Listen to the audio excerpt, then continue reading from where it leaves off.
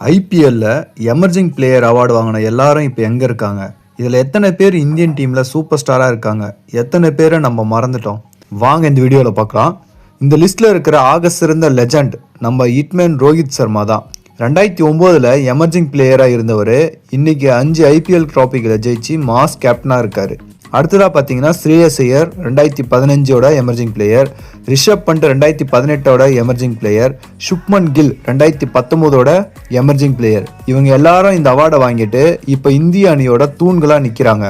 அடுத்ததாக பார்த்தீங்கன்னா எஸ்எஸ்வி Jaiswal 2023 emerging player, நம்ம தமிழ்நாட்டு சிங்கம் Sai Sudharsan 2025 emerging player, Vaibhav Suryavanshi 2026 emerging player. இவங்க எல்லாரும் இப்போ சென்சேஷனல் பிளேயர்ஸாக இந்தியன் டீமில் இருக்காங்க.